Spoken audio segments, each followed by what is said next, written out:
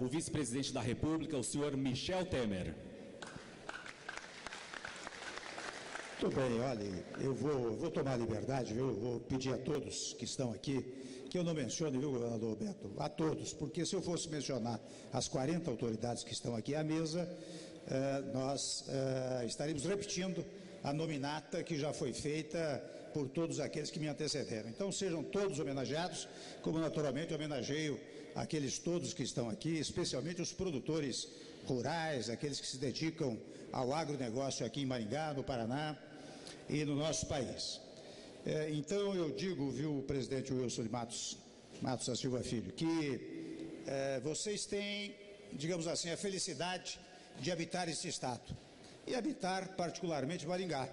Interessante, quando olho Maringá, essa é a primeira concepção que eu quero transmitir, Maringá está saindo, digamos assim, em termos etários, está saindo da fase da infância, está entrando, por assim dizer, na pré-adolescência, sem embargo dos seus 66 anos. E vejam o que foi feito nessa infância extraordinária.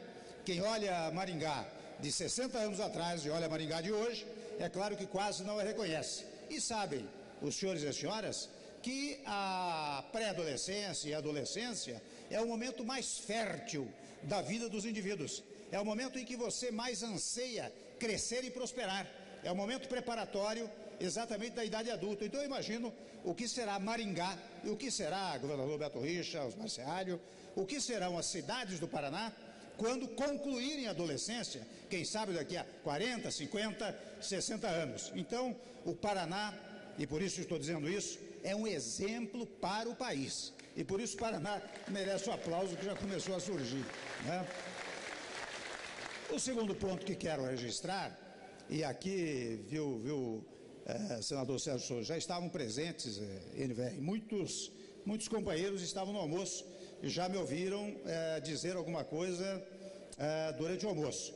Mas eu quero repetir uma coisa que o Paraná também é exemplo para o Brasil, que é o seu otimismo. Nós temos no Brasil, às vezes, um certo pessimismo. A ideia, no geral, é de que nós não temos capacidade de prosperar, quando os fatos estão a revelar exatamente o contrário, tal como mencionou o governador Beto Richa.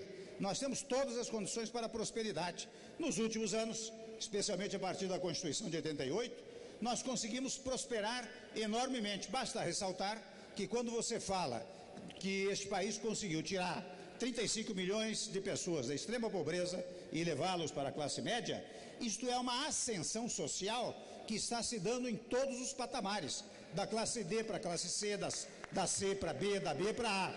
E isto, qual é a conexão, qual é a relação disto com o agronegócio e com a prosperidade da agricultura? E eu já disse lá no almoço que a força motora do desenvolvimento nacional reside precisamente no agronegócio.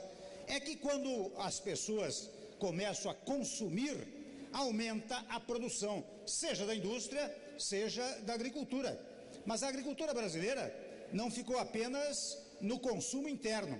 Quando se dá, como deu o governador, os exemplos das exportações, assim como fez Osmar Serralho, das exportações que nós temos de grãos e outros tantos materiais brasileiros, nós vemos que interessante, além de ter promovido o aumento do consumo no nosso país, e isso que garante o agronegócio e a indústria, nós ainda nos posicionamos no plano internacional. Não foi sem razão que o Sérgio Souza disse: nós somos a 6ª economia mundial. Então nós estamos num clima onde o pessimismo não pode prevalecer, e por isso eu volto a dizer que, convidado aqui para esta inauguração, eu vim com muito prazer, porque vindo aqui eu recebo mais uma dose de otimismo. Ainda há pouco, vocês sabem que o Brasil teve uma vitória internacional extraordinária.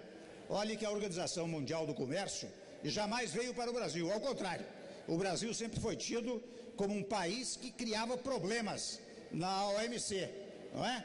E ainda agora, os países da Europa e Estados Unidos postulavam por outro candidato, uma eminente autoridade mexicana. Mas os países do mundo, os demais países, apoiaram a candidatura brasileira. E nós acabamos de eleger agora o embaixador Roberto Azevedo para a presidência da OMC. Isto significando que o Brasil está crescendo cada vez mais. E por que cresce? Porque aqui no Brasil se deu, afinal, uma concepção que há 40 anos atrás não existia. Há 40 anos atrás era mais ou menos assim. O sujeito que estava, digamos assim, para usar uma expressão livre, o sujeito que ganhava a eleição e o que perdia necessariamente era a oposição. O que ganhava, repudiava a oposição.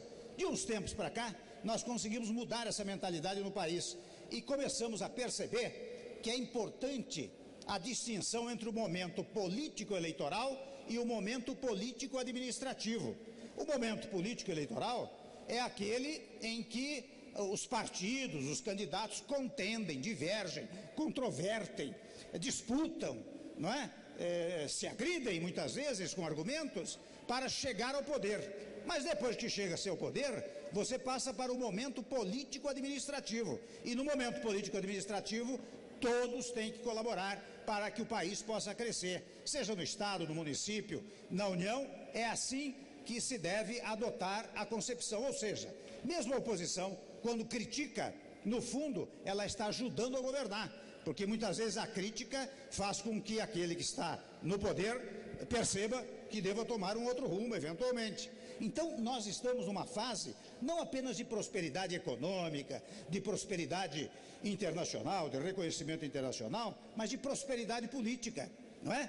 Então, é importante. E o que eu vejo aqui? Eu vejo vários partidos reunidos, estou saudando aqui os deputados federais, deputados estaduais, vereadores, nosso presidente da Câmara, né? Senadores, mas eu estou vendo que os partidos se unem, as pessoas se unem nas várias correntes políticas para alcançar a prosperidade do seu município, do seu estado e da nação brasileira. Aliás, a nação brasileira cresce quando cresce o município. Esta é uma afirmação trivial, não é?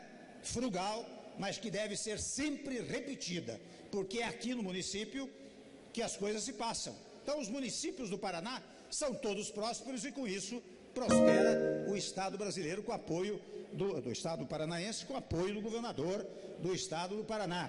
Paraná progredindo, como progrediram todos os estados do Brasil, cresce o Brasil. Então eu vim aqui com esta certeza de que irei encontrar aqui, entre aspas, um alto astral. E é esse alto astral que me anima.